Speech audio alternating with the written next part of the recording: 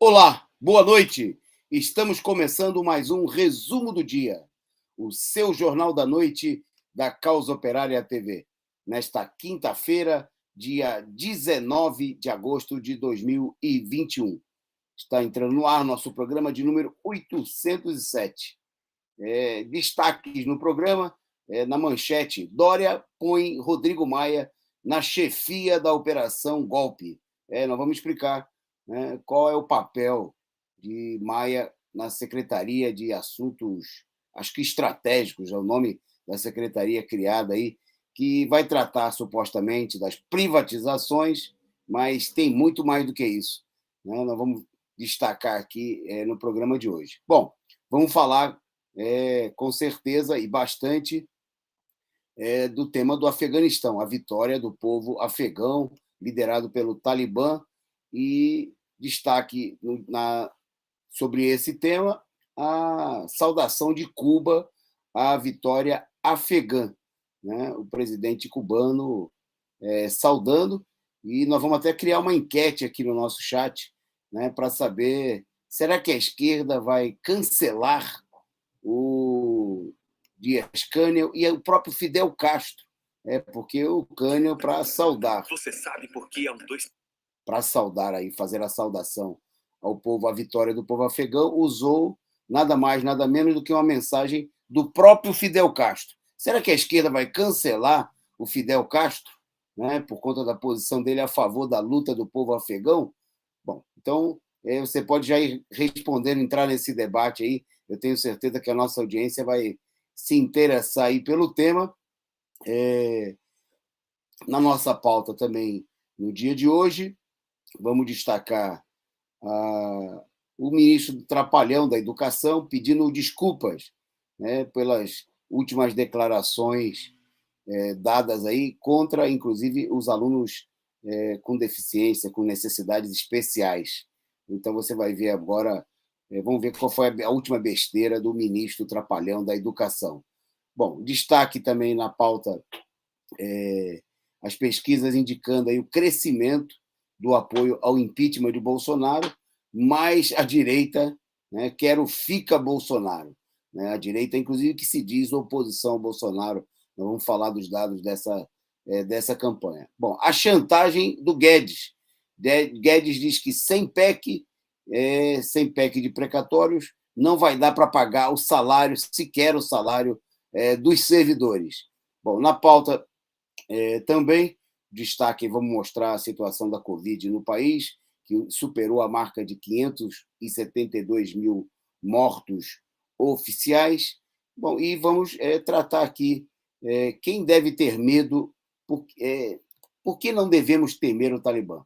Né? Vamos destacar aqui um artigo muito interessante do companheiro Afonso Teixeira, falando sobre a situação das mulheres afegãs. Bom, e você vai ver ainda também aqui no programa, vamos dar continuidade ao tema do debate do dia 18, né, e as importantes perspectivas que estão colocadas depois das mobilizações de ontem, que levaram milhares de pessoas às ruas em dezenas de cidades, aí, principalmente em quase todas as capitais do país. Nós estamos aguardando por aqui a presença da companheira Andréia, que deve estar com problema de sinal lá, por isso ainda não está aqui com a gente, mas daqui a pouquinho nós estamos esperando que ela chegue, que hoje é quinta-feira, é dia da companheira Andréia Truz nos acompanhar aqui no programa. Bom, então, antes da gente entrar na pauta, saudar a presença de muita gente que já está conosco aqui nessa transmissão, né? Agradecer e dar o nosso boa noite para vocês e pedir que vocês, como de costume, compartilhem o link aqui do programa, do resumo do dia, nas redes sociais, no Telegram, no Twitter, no WhatsApp, nos grupos de Facebook, para todos os lugares onde você puder espalhar, chamando o pessoal para assistir o Jornal da Noite da Causa Operária TV. Então, vamos saudar aqui alguns amigos internautas participando conosco. Tem muita gente também hoje na aula importante do curso Democracia, Revolução e Socialismo, com o companheiro Rui Costa Pimenta, né, que está se encerrando, mas muita gente vai chegar, então, um pouquinho mais tarde, daqui a pouquinho, vai estar aqui conosco. Né? Tem gente, enquanto a aula está terminando, o pessoal vai chegando por aqui, e mandar o nosso abraço, então, para algumas pessoas, e saudar também a você que nos acompanha na reapresentação, na madrugada, no dia seguinte, né? Você que, por conta do fuso horário, está, às vezes, do outro lado, lá na Europa, em vários outros lugares, no hemisfério norte, que acompanham aqui a nossa transmissão, na reapresentação, né, em outros horários, porque o nosso programa, como todos aqui do nosso canal da Causa Operária TV, estão à sua disposição para você assistir no horário que você melhor entender. Bom, um salve, então, aí para o companheiro Osni Castro, para a companheira Angelina Dias, a Angelina postando que vão atacar também o presidente de Cuba, dizer que ele é igual aos talibãs. Não, mas vamos ver. O que importa aqui é a posição da esquerda, porque a direita, também, essa cegueira da direita é tradicional, mas e a esquerda? O que vai falar da posição dos cubanos, do Estado cubano e do próprio Fidel Castro? Nós vamos mostrar aqui que o Fidel Castro também apoiou a luta do povo afegão, a luta dos talibãs. Deu até dicas para essa luta. Bom, boa noite aí para o Sem Chance, para o Denis Milgrau. Vamos que vamos, diz ele. O Fábio Rossano, boa noite, mandando boa noite aos companheiros marxistas. A companheira Ana Matos e Silvia Milho, membro aqui do nosso canal. Da mesma maneira, a Renata Diniz e a companheira Carla Silva, todas aqui colaboram com a gente, ajudando a fortalecer a imprensa operária revolucionária, junto aqui conosco. O Murilo Faria já está por aqui, o Raque do Capudo, é isso, mandando boa noite para os trabalhadores. A Silvia Mio e a Carla Silva já mandando as suas figurinhas simpáticas e contribuindo aqui conosco, né, com stickers, contribuindo com a gente aqui para sustentar a Causa Operária TV. Boa noite para a Rosângela Barbosa, também para o Sérgio Salgueiro, que faz aí a sua previsão. A esquerda vai fingir que não viu Cuba para não atrapalhar a terceira via.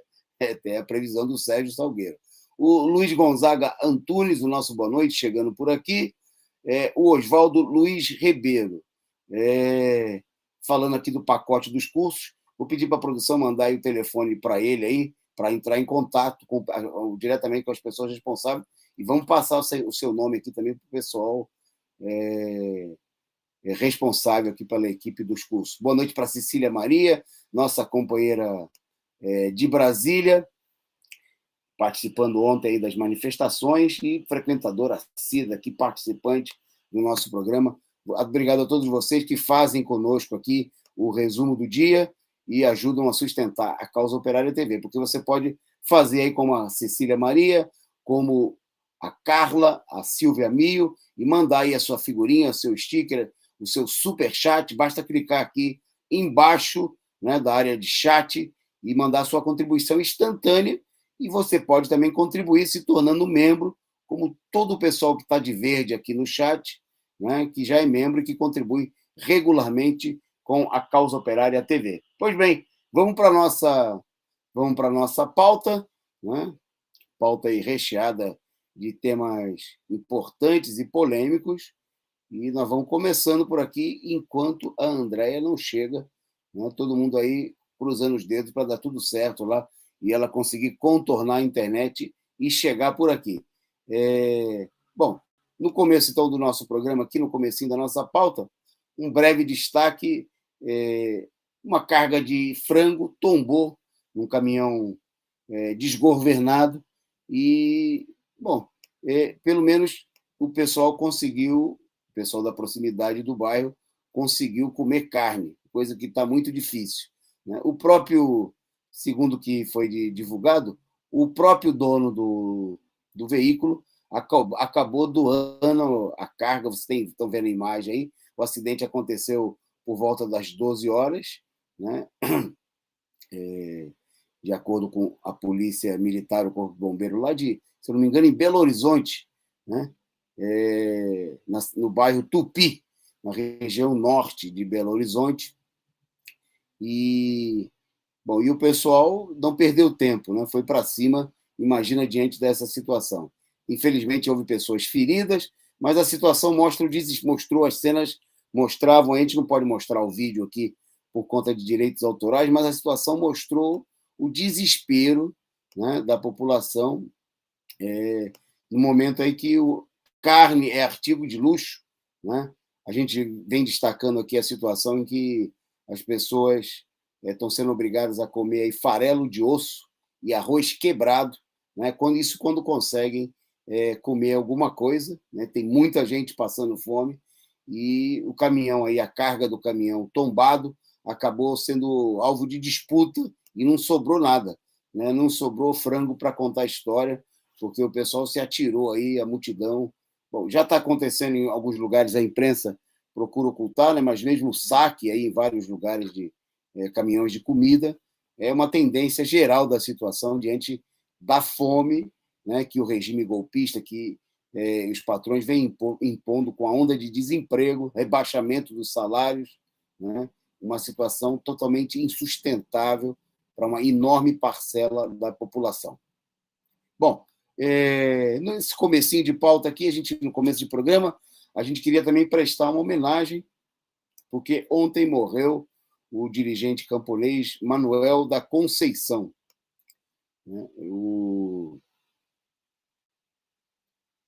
O companheiro, cujas imagens vocês vão ver aí, ele morreu aos 86 anos em Imperatriz, no Maranhão, né, onde vivia nos últimos anos ao lado da família. Ele foi perseguido, torturado e exilado durante a ditadura militar, né? Mané da Conceição, como era mais conhecido, dedicou aí a vida, né, à luta pela reivindicação dos camponeses, pela luta pela terra, a defesa dos povos do campo e das florestas. Ele, desde cedo, desde os 10 anos, trabalhou na roça, né? E na década de 50, quando o Maranhão recebia aí uma enorme leva de imigrantes, né? Ele se viu aí expulso em vários momentos, ele junto com a família das suas terras, né? E a família, inclusive, chegou a se dispersar, né?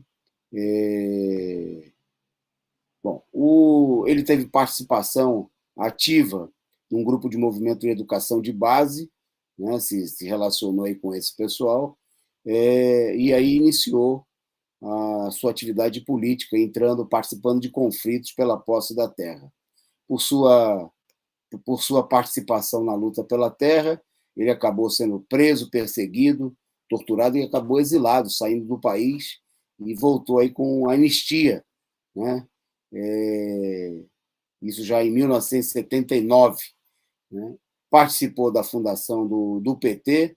Tem imagem, acho que tem uma imagem aí mostrando ele justamente no momento da fundação do PT, na mesa de fundação do PT, está aí no Colégio Sion, ao lado do Olívio Dutra,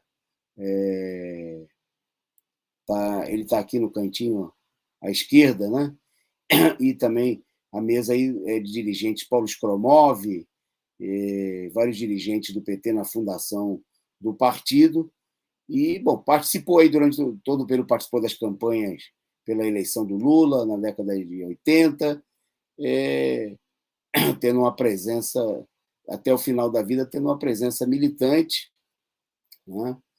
Ele, em 1964, antes de ser expulso, ele foi presidente do Sindicato dos Trabalhadores Rurais, né? E foi justamente por essa posição e por essa luta que ele acabou sendo preso, perseguido aí pela ditadura militar e expulso do país. Voltou, então, como eu falei, com anistia em 1979, né? E participou aí da articulação de vários movimentos sociais na luta contra a ditadura, como é o caso da articulação do movimento dos trabalhadores rurais sem terra na região, né? E participou, nessa situação também, participou da fundação da CUT, né? E do próprio Partido dos Trabalhadores. Então, nossas homenagens aí aos familiares, amigos do companheiro Manuel da Conceição. Bom, e aproveitando o tema, a gente falando aqui do Manuel da Conceição, queríamos destacar aqui um caso de violência no campo dos dias de hoje, né? Violência que atinge aos companheiros da Liga dos Camponeses Pobres, que tiveram aí três companheiros assassinados por integrantes da Força Nacional de Segurança e pela PM e por jagunços latifundiários de Rondônia, né? O caso aconteceu na zona rural de Porto Velho, no último dia 13, e vem sendo denunciado aí pela Liga dos Camponeses Pobres. Tem imagem aí, produção? Pode soltar para a gente? As pessoas, os mortos, né, foram... Deixa eu pegar o nome aqui dos companheiros. Foi companheiros Amarildo Aparecido Rodrigues, a esposa dele, Valdirene Primassone Estocco Rodrigues, e o filho do casal, Amaral José Estocco Rodrigues. Eram todos muito novos, né? O pai, o Amarildo, tinha 49 anos, né? Além do rapaz que morreu, que tinha 21 anos, muito jovem, 21 anos, mas já era pai, tinha uma esposa esperando, grávida de um filho, né? E a família também, o casal assassinado, tinha um outro filho de 17 anos apenas. Bom, os policiais realizaram disparos dentro de um helicóptero, de cima de um helicóptero, em direção às famílias, né? E, segundo o relato dos camponeses, só não morreu mais gente porque muitos conseguiram correr, né? Há vários desaparecidos e gente que acabou se refugiando na mata, né, para fugir da morte. Como sempre acontece nesses casos, os policiais retiraram os corpos às pressas, adulteraram as cenas do crime, né? E, logicamente, que sempre nesses casos, aí, como o governo alega que vai investigar o ocorrido, e não acontece absolutamente nada, né? Os relatos dão conta também que 5 camponeses foram presos, incluindo um idoso e 2 casais, né? Uma das famílias foi detida com 2 filhos, de 1 ano e meio e 8 anos de idade. Veja a crueldade, né, a barbaridade da ação da polícia, da Força de Segurança Nacional, né, em pleno interior do país, em Rondônia, uma área em que esses conflitos, essa política genocida é prática comum, né? É a terra do vale tudo, é uma política de massacre aí contra os camponeses pobres, né? E contra aí os companheiros da Liga dos Camponeses Pobres. A nossa solidariedade aí na luta, a denúncia, né? E a necessidade de mobilizar, de denunciar em todo o país essa agressão que continua acontecendo durante a pandemia, né? A política de despejos que não cessa, né? Que ela continua sendo levada adiante pela direita em todo o país, e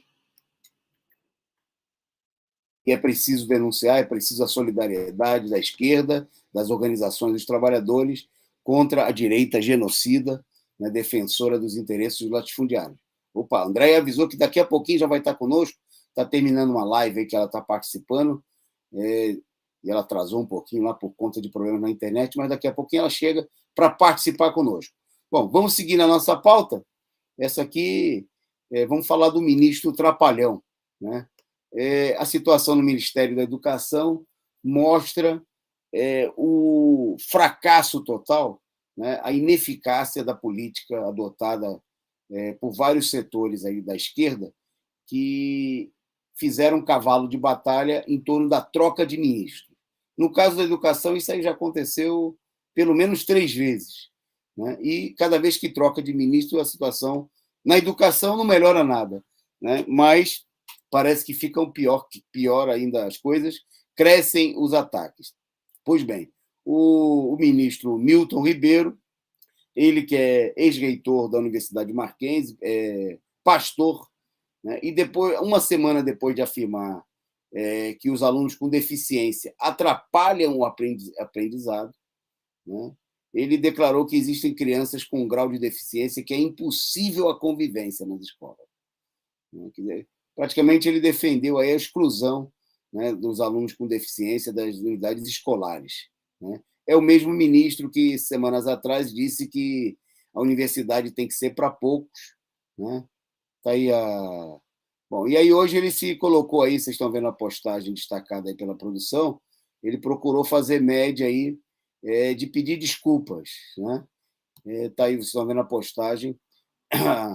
Inicio pedindo perdão a todos que se sentiram ofendidos. Bom, e aí vocês estão vendo a imagem, a produção mostrou também a imagem do ex-ministro Weintraub, né? Que partiu desta para outros cargos, né? Depois de ter levado adiante aí meses a fio toda uma política de corte de verba, destruição do ensino público nas universidades e em todo o país. Bom, é a política criminosa, né, o que mostra que o problema central não é trocar de ministro, não adianta trocar 100 por meia dúzia, mas é preciso colocar abaixo o governo.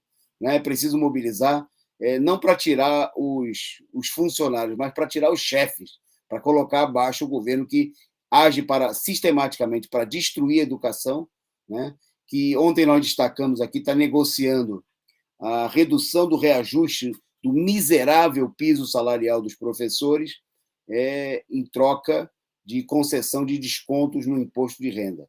Né? Retirar de quem não tem, né, dos professores que, na maioria dos casos, estão com salários congelados há vários anos, e até o mísero piso salarial, o reajuste minguado que acontece aí no começo dos anos, o governo pretende reduzir para negociar esses valores aí para ser usado em outros setores.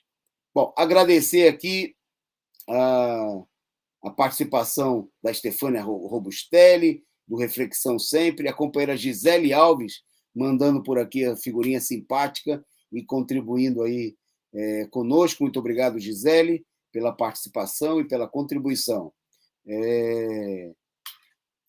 Obrigado aqui pela sua presença. Bom, e a todos vocês que estão conosco aqui participando. O Jesus era humano.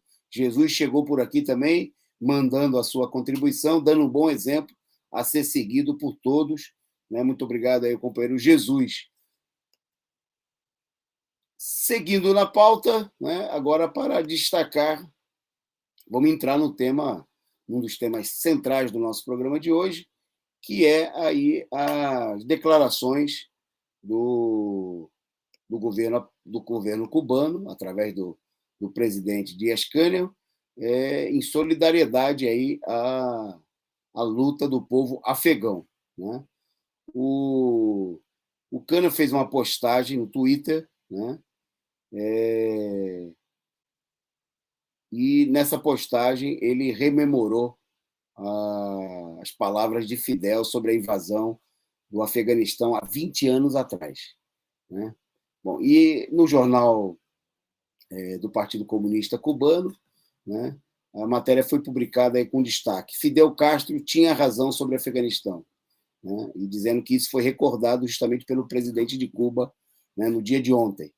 E a matéria destaca que o chefe de Estado postou na sua conta no Twitter uma afirmação do líder da Revolução Cubana de novembro de 2001. Acho que nós temos aí para mostrar a postagem, está aí, ó. Está aí na tela, a eficiente produção nossa já colocou aí para você acompanhar. Veja só o que diz aí a postagem. Né? A postagem, ele tuita a mensagem de Fidel Castro à época, né, em 2 de novembro de 2001, sobre a invasão, justamente sobre a invasão das tropas norte-americanas ao Afeganistão. Então, dizia Fidel na época, basta que com 20 ou 30 mil homens utilizem métodos inteligentes de guerra irregular, os mesmos que querem empregar os Estados Unidos, e essa luta pode durar 20 anos. E durou 20 anos. Né? As palavras de Fidel Castro foram como que uma previsão, né, uma profecia histórica, né? Durou 20 anos, mas na semana passada nós tivemos aí o imenso prazer de ver o povo afegão, sob a liderança do Talibã, com mais do... Fidel Castro falou de 20 ou 30 mil homens. Né?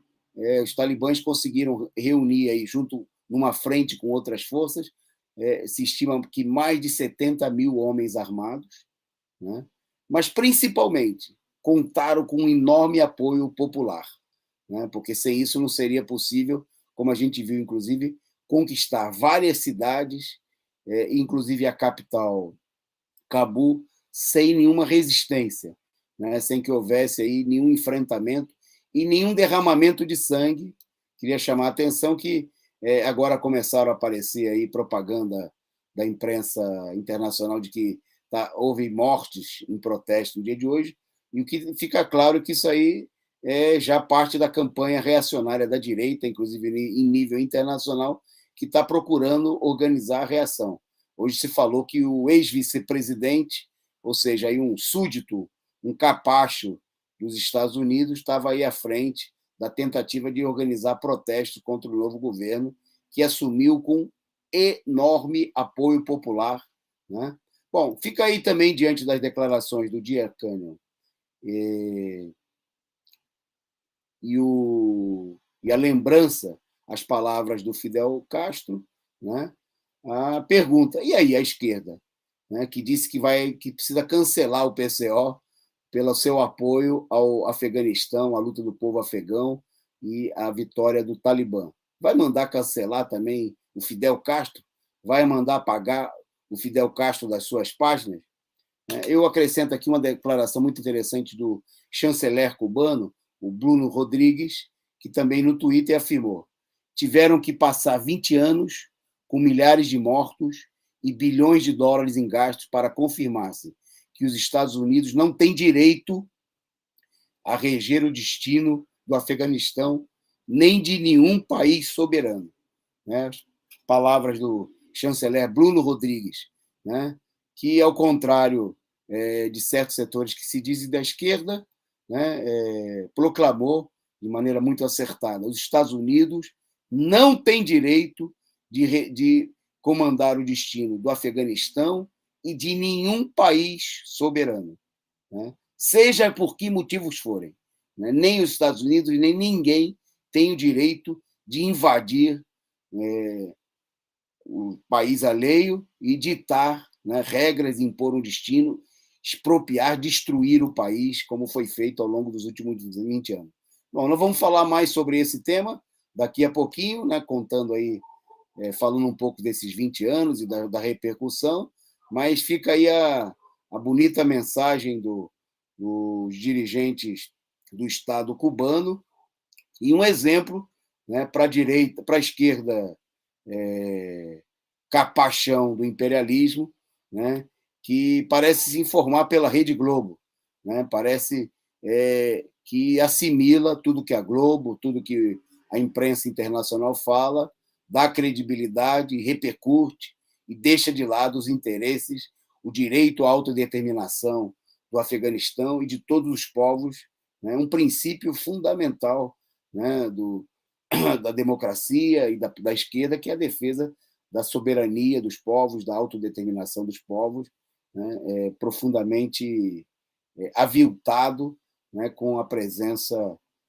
Ontem nós destacamos aqui, né, os gastos que chegaram aí à ordem de $1 trilhão, mais de 300 milhões por dia, né, e boa parte desse dinheiro aí desviado, né, um dinheiro que, além de, obviamente, voltado para garantir os lucros da indústria de guerra norte-americana, né, houve dias aí em que no Afeganistão se bateu aí o recorde de bombas despejadas no único dia, né, a matança só diretamente atingiu aí nos confrontos foram mais de 100 mil mortos, né, mas as mortes chegaram aí a várias centenas de milhares de pessoas diante da destruição, das consequências causadas no país. E até mesmo entre os norte-americanos, né, que oficialmente tiveram aí 3 mil baixas diretamente na guerra, mas só os casos de suicídios são estimados em mais de 30 mil relacionados à guerra, né, dos veteranos de guerra, dos que voltaram, né, diante, obviamente, da chacina, da carnificina que foi a guerra, de toda a barbaridade das tropas regulares dos Estados Unidos e do exército, o enorme exército de mercenários, né, que as empresas norte-americanas, porque os Estados Unidos privatizaram até mesmo o massacre, o genocídio, né, a ação militar em vários países é desenvolvido por empresas de seguranças, né, que oferecem, que vendem seus serviços para o Pentágono, né? E o Afeganistão, inclusive, foi um projeto piloto dessa política, aí se acelerou, foi depois também implementado no Iraque e em outras regiões,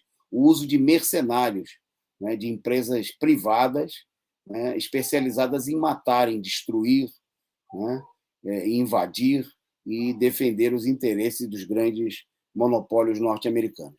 Bom, é isso aí que certos setores da esquerda estão defendendo, né, contra o direito, né, à autodeterminação dos povos, né, contra a luta do povo afegão. Agradecer aqui aos superchats, sou eu, né? Muito obrigado aí, chegou contribuindo com a gente, mandando seu boa noite, e também, desta vez, eu consigo, também participando aqui, contribuindo, muito obrigado, agradecendo muito a vocês pela participação e pela contribuição para sustentar essa imprensa combativa, revolucionária, que é a Causa Operária TV, a serviço da luta dos explorados no Brasil e em todo o mundo, né? A serviço da luta contra o imperialismo. Bom, vamos em frente, destacando agora a reação do Bolsonaro, né, que depois de uma série de ataques do Tribunal Superior Eleitoral, procurou expressar aí um certo recuo, né, e dizer que quer negociar, né, defendeu aí o diálogo com os ministros Alexandre Barroso e Luiz Barroso e Alexandre Moraes, do Supremo Tribunal Federal. Palavras do Bolsonaro em Cuiabá. Quero paz, quero tranquilidade. Converso com o senhor Alexandre de Moraes se quiser conversar comigo. Converso com o senhor Barroso se quiser conversar comigo. Bom, as declarações foram feitas durante a agenda do presidente ilegítimo no dia de hoje, em Cuiabá, né? E foram apresentadas aí como sendo um recuo do ministro diante dos ataques sofridos aí pelos membros do STF e, no caso do Barroso, né, presidente do Supremo Tribunal Federal e até mesmo do Corregedor-Geral do Superior Tribunal Eleitoral, o ministro Felipe Salomão.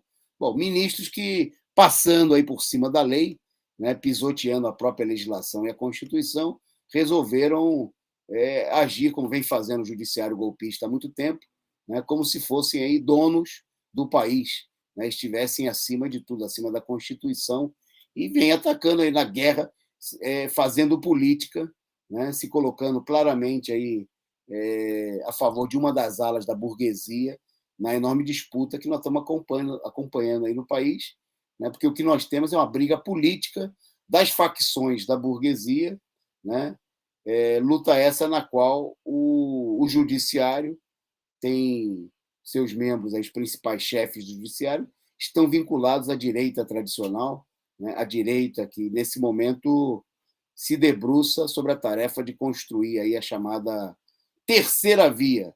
Né? Ontem nós destacamos aqui a reunião realizada na sede do PSDB, lá em Brasília, reunindo nada mais, nada menos do que presidentes de 6 partidos. Né? Vamos ver se eu lembro aqui de qual. Estava lá o presidente do PSDB, do DEM, do MDB, do PSD, Cidadania e também do Partido Verde. Né? E anunciaram lá que nessa empreitada também fazem parte desse bloco aí o Partido Novo, o PSL, o partido que elegeu o Bolsonaro, né? E o Solidariedade, né? Do Paulinho da Força, na realidade uma sublegenda do PSDB, como é o caso também do Cidadania e do PV. Né? Bom, então, esses partidos estão aí profundamente engajados, né, na busca da construção da chamada terceira via, na realidade uma alternativa golpista para derrotar Lula e a esquerda. Tiveram reunidos, tramaram, né, e estão usando o judiciário como uma arma importante na luta contra a outra fração golpista, a fração liderada aí pelo Bolsonaro e pelos militares, né, que eles pretendem aí substituir no comando do Estado para levar adiante a política econômica. O próprio presidente do MDB, o Baleia, né, disse que eles estão buscando chegar a um acordo programático antes de discutir os nomes. Mas é evidente que programa eles já têm em comum. E o programa deles é o mesmo do Bolsonaro, né? Basta ver que, juntos, no Congresso, foram eles, esses partidos aí foram mais responsáveis do que o próprio Bolsonaro por aprovar todas as medidas contra os trabalhadores nos últimos anos. São os partidos que lideraram o golpe de Estado que derrubou a presidenta Dilma, são os partidos que tramaram com os setores do judiciário, montaram, junto com o imperialismo norte-americano, toda a operação golpista que levou à condenação e à prisão ilegal do ex-presidente Lula, e são eles que estão aprovando aí, aprovaram o congelamento dos gastos públicos no governo Temer, aprovaram a reforma da Previdência, a reforma trabalhista, e, nesse momento, né, estão empenhados aí de corpo e alma, pressionando, inclusive, Bolsonaro, a aprovar, por exemplo, a reforma administrativa, a PEC 32, né, a medida provisória 1045, quer dizer, são sócios do Bolsonaro. O programa é muito parecido, é o programa de entrega da economia nacional, com as privatizações que eles, tanto ou mais que o Bolsonaro, também defendem, né? Bom, o Bolsonaro, ao mesmo tempo que fez essa declaração, se mostrando aí acuado por esses setores da direita, né? Declarou também aí no Cuiabá o seguinte, que da parte dele não haverá ruptura, mas, disse ele, provocam-nos o tempo todo, né? Quer dizer, sem também deixar de fazer aí a sua ameaça, né? Disse ele que sabe das consequências internas e externas de uma ruptura e acrescentou, não é justo prender quem quer que seja sem o devido processo legal. Então, se vocês viveram para ver o Bolsonaro, né, dando lição de direito nos membros do STF, missão totalmente devida, né, porque, obviamente, que o que os membros do Supremo e os juízes estão fazendo não tem nada a ver com o devido processo legal, né, é política pura, é política de perseguição ao Bolsonaro, que, obviamente, né, é apenas uma parte da etapa política de encaminhar aí a terceira etapa do golpe, né, toda a armação que a direita está procurando construir nesse momento para garantir seus interesses contra todo o povo brasileiro. Ok, vamos que vamos. No meio de todas essas bravatas e ataques ao Bolsonaro e disputa entre as duas frações golpistas da burguesia, da direita, pesquisas publicadas no dia de hoje mostraram aí o crescimento do apoio ao impeachment do Bolsonaro, né? Pela primeira vez, as pesquisas indicaram aí um percentual recorde, né? Pelo menos naquilo que foi divulgado. Não quer dizer que corresponda à realidade. A gente sempre aqui olha as pesquisas com enorme desconfiança, né? Elas são parte de uma verdadeira campanha de divulgação, de pesquisa, né? Faz parte de uma campanha publicitária levada adiante pelos seus divulgadores, mas o Poder Data divulgou aí pesquisa em que o impeachment do Bolsonaro seria apoiado apenas por 58% da população. Ainda é pouco pela realidade que todo mundo, eu tenho certeza, aqui vivencia no seu local de trabalho, na escola, na universidade, no bairro, né? Eu não sei onde está esse supostamente 32%, segundo a pesquisa, né, que dizem que o Bolsonaro deve continuar, né? Mas o fato é que a pesquisa mostrou aí um crescimento de quase 10%, né, cerca de 16% em relação à pesquisa anterior, quando eram 50%, realizada em julho, aqueles que diziam que apoiavam o impeachment, né? Da mesma maneira que caiu de 45% para 32% o percentual daqueles que dizem que Bolsonaro deve continuar, né? O que as pesquisas estão indicando e a própria divulgação pelos jornais da imprensa golpista é que a burguesia segue na campanha de espremer, acuar o Bolsonaro, né, sem querer derrubá-lo, né? A preferência da burguesia é promover aí o maior desgaste possível do Bolsonaro, mas deixar o Bolsonaro na reserva, porque quem sabe, né, ele não possa ser usado, né, pelos mesmos setores da direita que agora o atacam, mas que foram os pais do Bolsonaro, as mães do Bolsonaro em 2018, diante da crise da direita, né, da total perda de apoio dos partidos e dos políticos tradicionais da direita, tiveram que lançar a mão do Bolsonaro, além da fraude das eleições, da prisão de Lula, para ganhar até mesmo do candidato reserva da esquerda, o Haddad, né? E são esses senhores aí que foram os pais e as mães do Bolsonaro que agora estão tentando montar uma operação de substituição do Bolsonaro para colocar um candidato de confiança, né, de maior confiança do regime golpista, que procure gerar menos estabilidade política, né, como eles vêm assinalando. Bom, agradecer aqui a elevada participação do pessoal no chat, né, não dá para ler todos os comentários no primeiro momento, depois a gente lê, né? Agradecer aqui o Duarte, que mandou aí o seu joinha, o seu sticker contribuindo aqui com a gente. A Ângela reclamando que na escola dela ainda está cheio de bolsonarista, mas está tudo enrustido agora, né?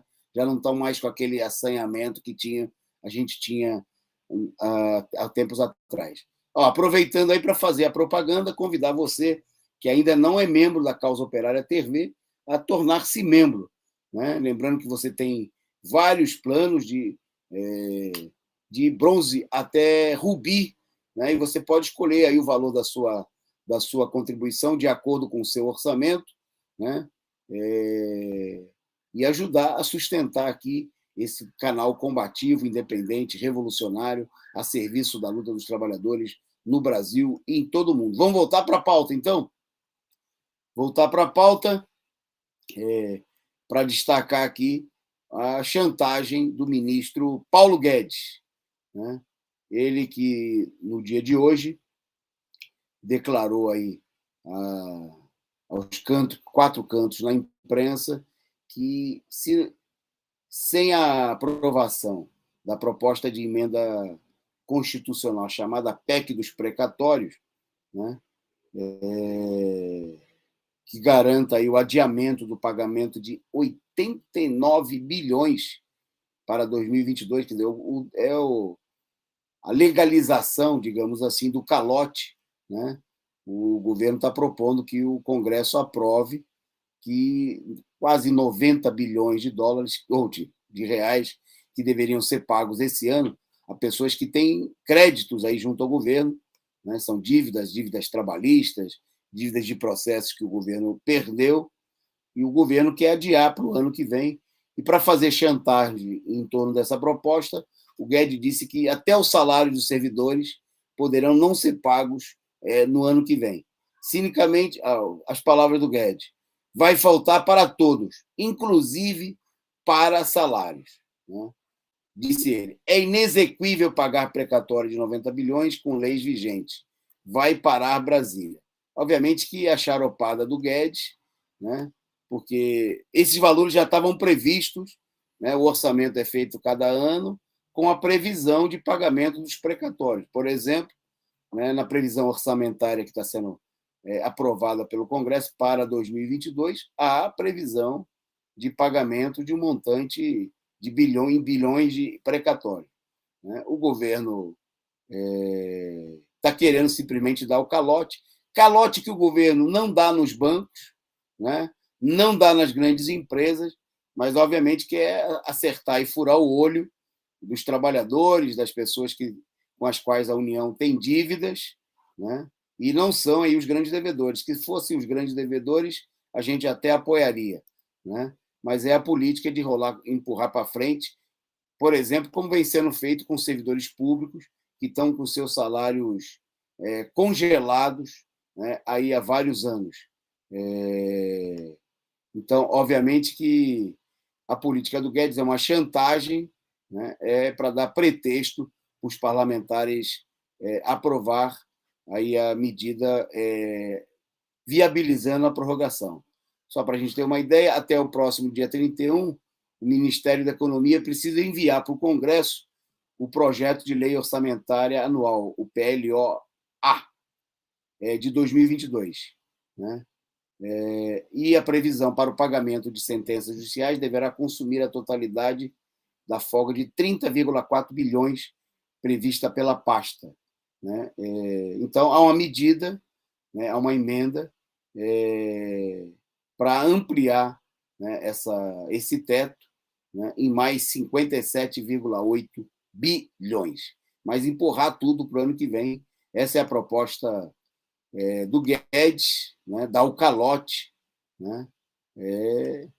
Bom se a gente pudesse fazer isso aí com os bancos, com todo mundo, né, e se os trabalhadores não fossem aí diretamente com o próprio governo, né, com o imposto de renda, se o salário não tivesse aí o imposto de renda, por exemplo, descontado na fonte, né, e a gente não tivesse que os assalariados, os trabalhadores, em tudo aquilo no consumo, né, nos produtos que a gente compra regularmente, né, ser assaltado aí e dar dinheiro para o governo distribuir para os banqueiros e para os grandes capitalistas. Bom, na nossa pauta agora, um outro destaque, um outro tema de destaque aqui do nosso programa, que é a nomeação do ex-presidente da Câmara dos Deputados, do deputado Rodrigo Maia, para uma secretaria no governo de São Paulo. Né?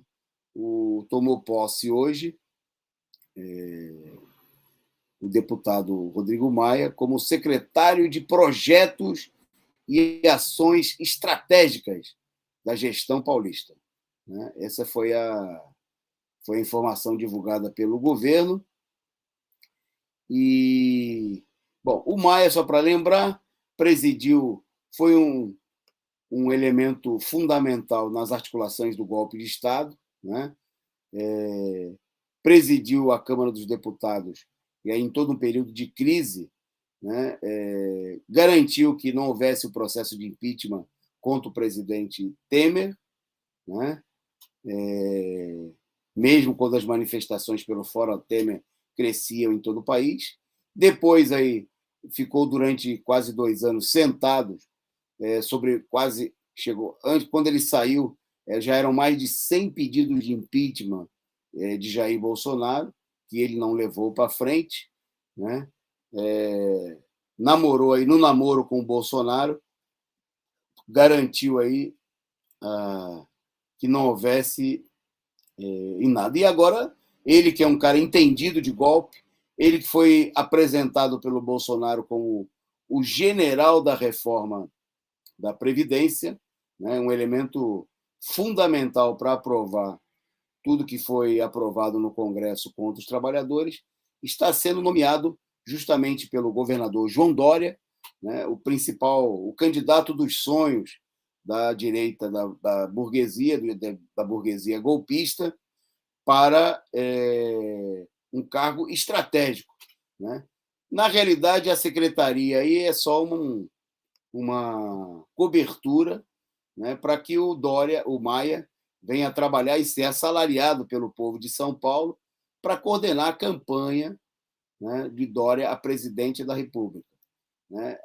Além de todo o passado golpista que o credencia, né, para ser aí o Dória, o Maia é um elemento que tem um trânsito muito importante com a direita, né, com a direita no Congresso.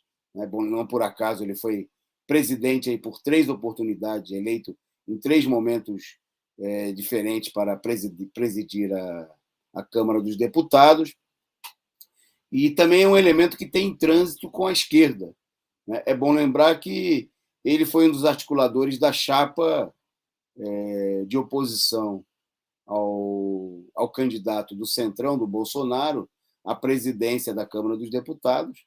O candidato era o próprio presidente do MDB, o Baleia Rossi, que contou com o apoio do PT, de setores do PCdoB, PSOL. Não, PSOL acabou lançando a candidatura própria, né, mas flertava aí com o apoio ao candidato do Maia no segundo turno.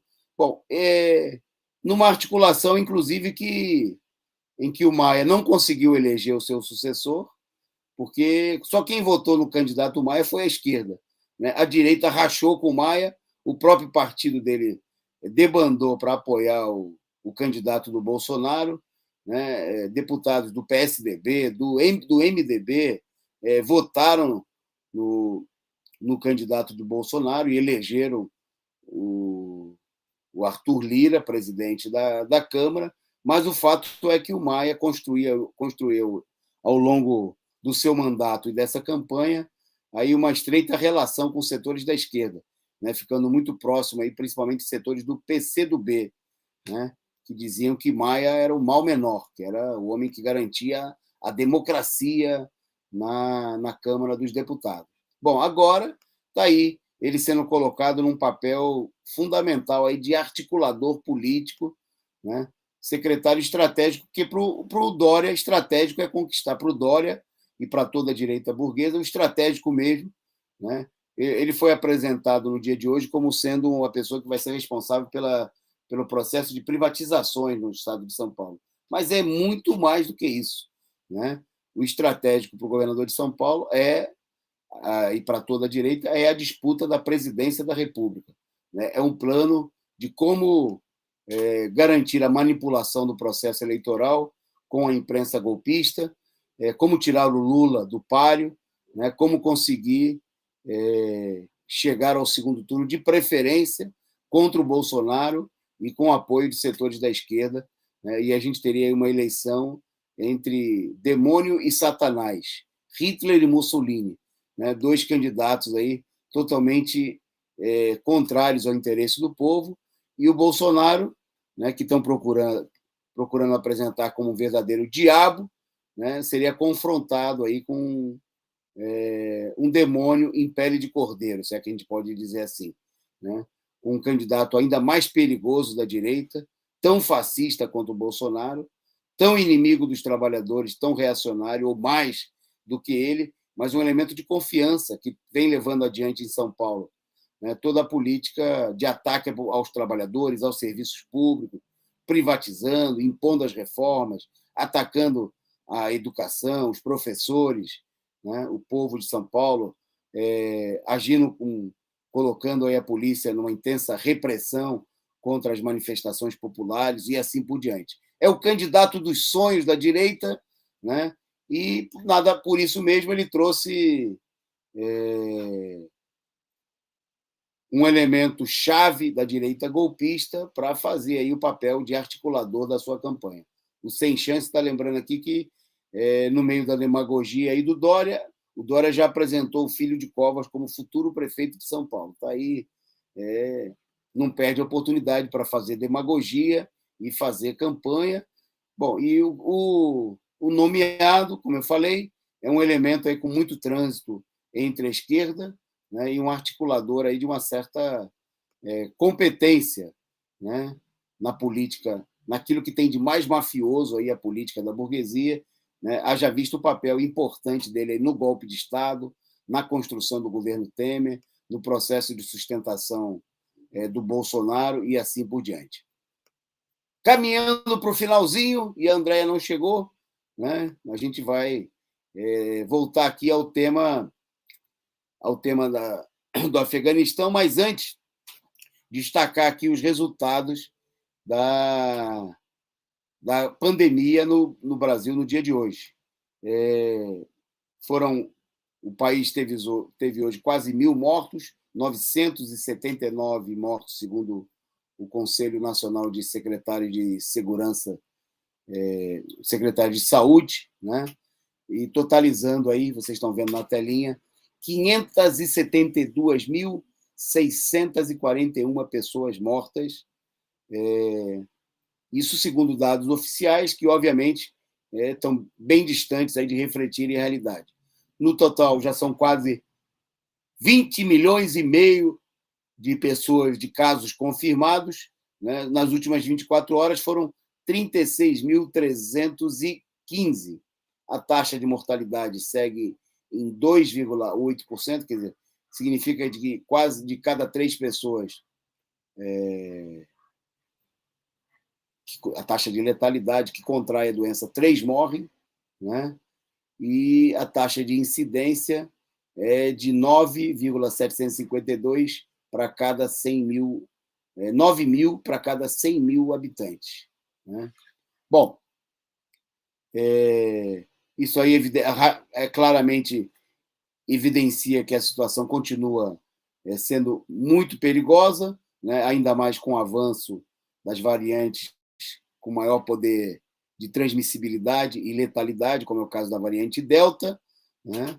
E que, ao contrário do que procura indicar aí a política de reabertura de tudo, como defendida pelo Dória. Aqui em São Paulo, ontem, professores tiveram uma vitória, pelo menos parcial, com a Justiça Estadual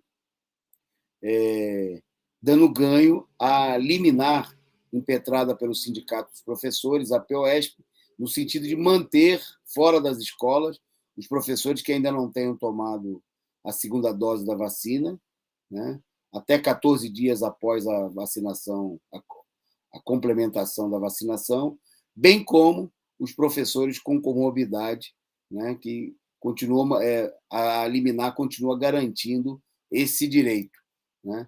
É preciso aí levar adiante uma mobilização, porque, infelizmente, o problema não são apenas os professores, né, mas os próprios jovens, os familiares, né, já que a escola continua sendo um centro perigoso aí de transmissão, de infecção de milhares de pessoas. Ok, bom, na nossa pauta, na reta final, vamos falar um pouquinho mais do Afeganistão, né? Porque nos Estados Unidos se estabeleceu aí uma briga, né, para ver quem é o responsável pela derrota, né? E aqui, enquanto aqui no Brasil a esquerda não quer ver a vitória, né, dos talibãs, né, seria o primeiro caso em que há uma derrota sem vitoriosos, né?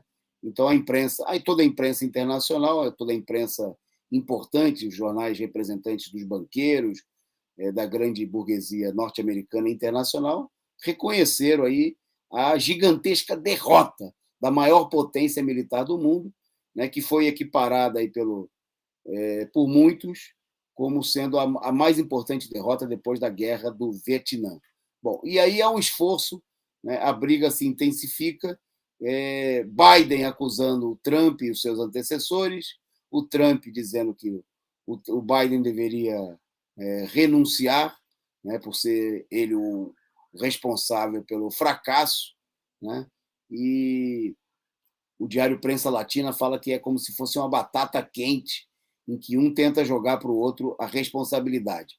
O fato é que toda essa situação evidencia que todos eles foram derrotados, né? É uma derrota de conjunto, né, do Partido Democrata e do Partido Republicano, de todos os setores da burguesia italiana, norte-americana e também de todos os imperialistas em nível internacional, como é o caso do Reino Unido, que participou aí dos ataques, a própria Itália, que esteve envolvida em algum momento, Espanha, que enviou tropas para o Afeganistão, né? Mostrando aí o alcance espetacular desse acontecimento, né?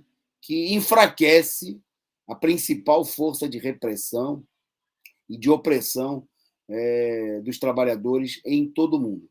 Eu queria mostrar para vocês aqui, na reta final aqui do nosso programa, um trechinho de uma coluna muito interessante publicada hoje, né, no nosso Diário Causa Operária, uma coluna assinada pelo companheiro Afonso Teixeira, né, que é colunista do Diário Causa Operária. Depois você pode ter acesso aí para imprimir, para divulgar para os amigos, para reler, acessando causaoperaria.org.br, e o título da coluna é Por que não devemos temer o Talibã? Né? Na qual ele faz aí uma consideração sobre a vitória do grupo islâmico, o companheiro Afonso Teixeira. Eu vou ler porque a coluna é bem curtinha, mas é muito interessante. E eu chamo todos aí a acompanharem comigo e depois, se tiverem interesse, acessarem no causaoperaria.org.br, né, o Por que não devemos temer o Talibã. Bom, Diz o companheiro Afonso, pode um grupo tão violento e atrasado como o Talibã fazer um governo melhor do que o de uma força, entre aspas, civilizada de ocupação? Hoje, diz ele, coloquei uma observação no grupo de direito sobre a tomada do poder no Afeganistão. Como eu me posiciono sempre a favor da autodeterminação dos povos, fui logo criticado. As críticas consistiam em coisas que as pessoas ouvem falar. Por exemplo, a educação das mulheres, uso da burca, amputação por roubos, apedrejamento, etc. Todavia, foi uma observação que me chamou mais a atenção. Teria havido, durante a ocupação norte-americana, um avanço na condição das mulheres. E esse é o assunto desse texto. Em primeiro lugar, diz o companheiro Afonso, e que fique bem claro, não houve avanço algum na condição das mulheres. A única coisa que os invasores fizeram foi matar mulheres. Mais de 100 mil pessoas perderam a vida durante a ocupação e o país foi totalmente desorganizado e saqueado. Está certo, liberou-se o uso da burca, que deixou de ser obrigatória. Mas essa liberação surtiu pouco efeito. As mulheres, em sua maioria, continuaram a usá-la. É uma tradição no país, bem anterior à invasão. Tampouco não é apenas usada no Afeganistão. É usada por grupos religiosos em vários países islâmicos e também em Israel, por algumas seitas. O uso é sempre obrigatório para os crentes. Por outro lado, não houve no país praticamente nenhuma melhora nas condições de vida da população durante a ocupação. As taxas de educação continuaram baixas.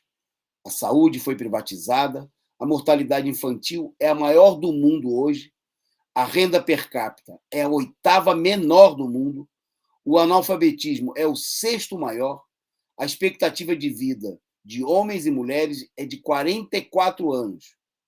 O índice de desenvolvimento humano é maior apenas que o de 10 países da África e um da Ásia. O Iêmen, que por sinal está em guerra, que é o país da Ásia que tem um IDH menor que o do Afeganistão. A educação é a 16ª pior do mundo. Além disso, os Estados Unidos, como país ocupante, deveriam vacinar todo o povo afeganistão.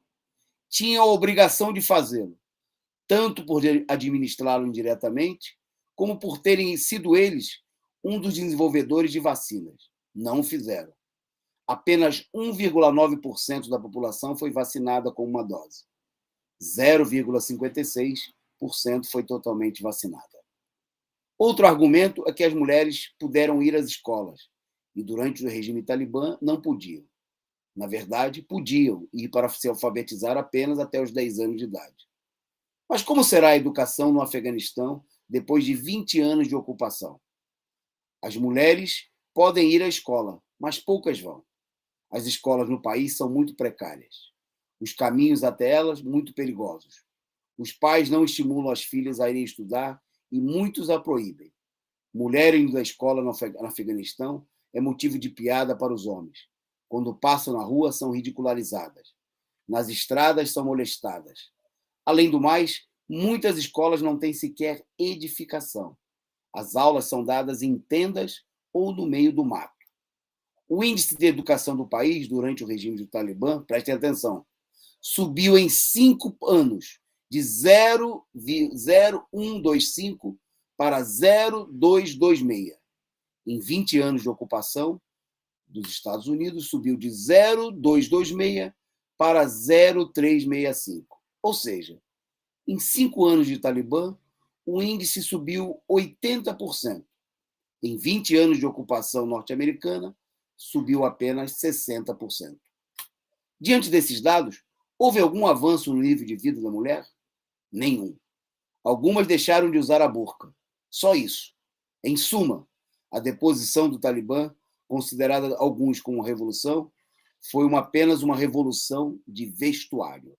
Está aí, as palavras do companheiro Afonso. Eu convido a todos aí a acessarem, a lerem as declarações, o texto, quem quiser imprimir, distribuir, compartilhar, né? Palavras bastante acertadas aí, e que vão contra aí a campanha falsa, né, feita na imprensa golpista. Se você liga a televisão agora, tem supostamente a maior preocupação da Globo, do imperialismo, com as mulheres afegãs, coisa que a gente não viu nos últimos 20 anos, quando o afegão estava ocupado pelos Estados Unidos. Agradecer aqui a companheira Maria Aquino, né, pela figurinha simpática, pela contribuição.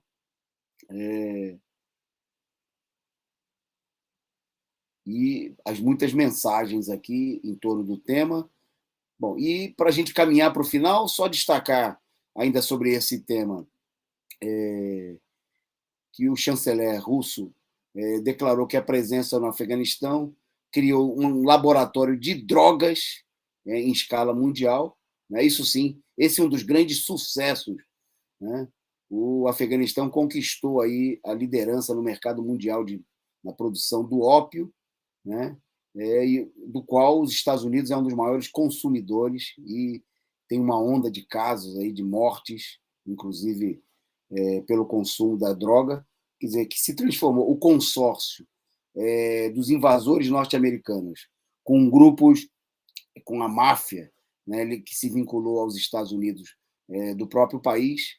Há denúncias, por exemplo, que o irmão do irmão do presidente do país era um dos principais chefes do tráfico de droga, que lucrava 4 bilhões por ano. E esses lucros eram auferidos justamente aí num consórcio com os norte-americanos. Agora, a gente vê na televisão a acusação de que é o Talibã que se sustenta com as drogas. Bom, a Rússia também fez uma importante advertência. Essa aí achei muito interessante e queria compartilhar aqui com vocês. Né? A Rússia advertiu que a Ucrânia, né, país em que a direita assumiu o poder com o apoio dos Estados Unidos, poderá ter o mesmo destino que o Afeganistão. Né? A advertência foi feita por um alto cargo russo, questionando os laços que os Estados Unidos com a Ucrânia, né? Comparando a situação com a precipitada saída que as tropas norte-americanas tiveram que fazer agora do Afeganistão, né? E dizendo que a tendência, e oxalá que assim o seja, né, é que aconteça na Ucrânia a mesma coisa que nós vimos aí acontecer no Afeganistão. Bom, nós vamos encerrar o programa. Nós separamos aqui para o finalzinho do programa um trecho da coluna que nós apresentamos hoje, aqui mesmo na Causa Operária TV, falando do tema que nós discutimos aqui ontem no programa, né, mas a gente procurou reforçar aí alguns aspectos, uma análise dos atos do dia 18, né, da sabotagem que aconteceram contra os atos de ontem, né, que hoje, o dia de hoje, inclusive, explicitou ainda mais. Né? Os que sabotaram os atos, inclusive os setores da esquerda, são os mesmos que são aliados de Dória, que são aliados do Rodrigo Maia, que são defensores da Frente Ampla, né? E essa política tem que ficar explícita para todo mundo, né? Porque é necessário construir uma grande mobilização no próximo dia 7 de setembro, e para isso é preciso superar a sabotagem, né? A traição daqueles que não querem o povo nas ruas lutando, mas querem ver a população, as organizações de trabalhadores da juventude, apoiando aí a máfia da direita, né, que o Dória está procurando articular aí, inclusive com nomeação, com distribuição de cargos, né, no governo. Nós vimos aí que o Bolsonaro foi criticado aí pela imprensa golpista por estar distribuindo cargos para o Centrão, né, para constituir a sua base de apoio para as eleições. Bom, o Dória está fazendo a mesma coisa em São Paulo, né, inclusive distribuindo, ele já tem aí no seu secretariado, aí, por exemplo, o ex-candidato a presidente do MDB e ex-ministro da Fazenda, agora trouxe aí o ex-presidente do Congresso, né, para montar a sua tropa em favor da candidatura da chamada Terceira Via. Bom, nós vamos encerrar, então, com esse vídeo, agradecendo aí a todos vocês aí pela participação, pela colaboração, pela presença aqui, pelo debate aqui no nosso Superchat. E o resumo do dia volta amanhã para encerrar aqui a semana, né, mostrando aí os principais acontecimentos do dia e da semana, né? Então, com a participação aqui conosco do companheiro Expedito Mendonça, lá de Brasília. Então, fique conosco, acompanhe aí a nossa produção. Muito obrigado aí à nossa eficiente produção, a cargo do companheiro Gabriel, e a gente volta amanhã com mais um resumo do dia. Forte abraço e boa noite. Olá, bem-vindos a mais um programa Colunistas ao Vivo, aqui na Causa Operária TV.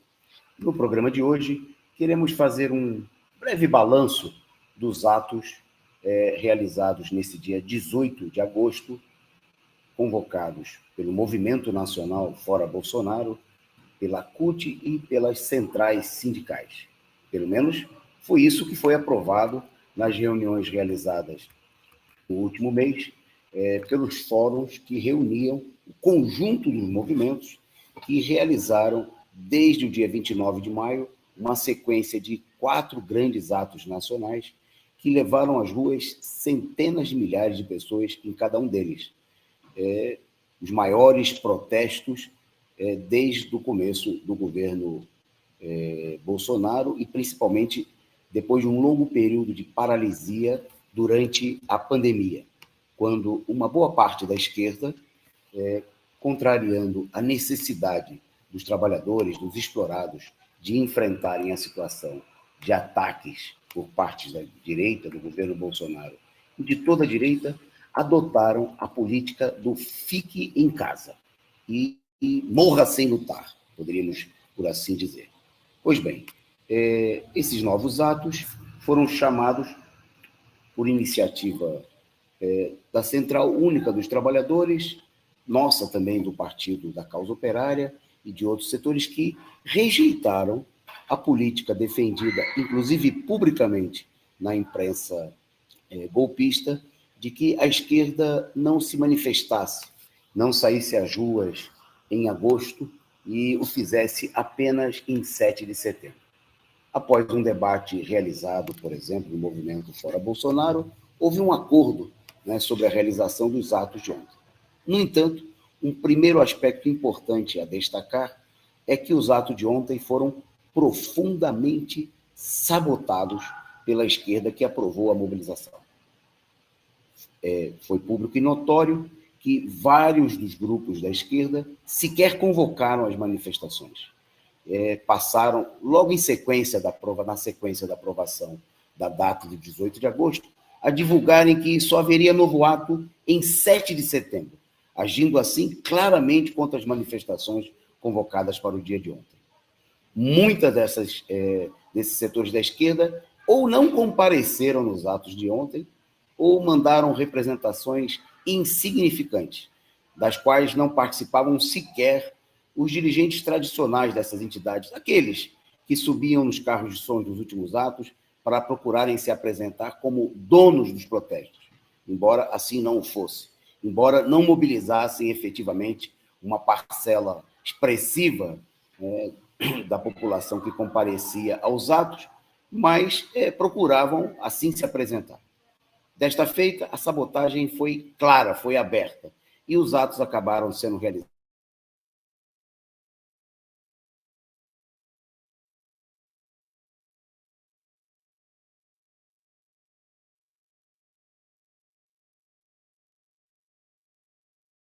como atos de protestos contra a reforma administrativa, contra as privatizações e por fora Bolsonaro.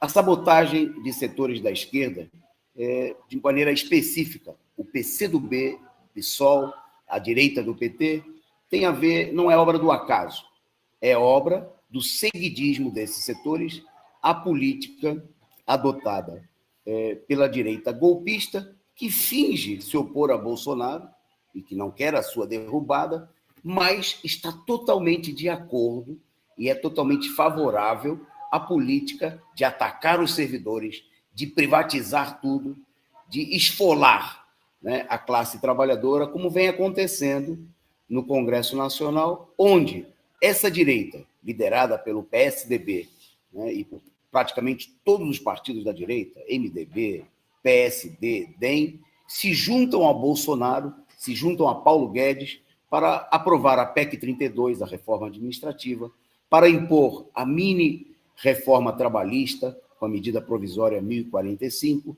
para aprovar a privatização dos Correios. Inclusive, em todas essas medidas, contando com o voto de setores da esquerda burguesa, como no caso do PSB e do PDT de Ciro Gomes. Esses setores que não só apoiam, como pressionam o governo Bolsonaro para aprovar medidas contra os trabalhadores, não querem, de maneira nenhuma, qualquer luta contra essas medidas.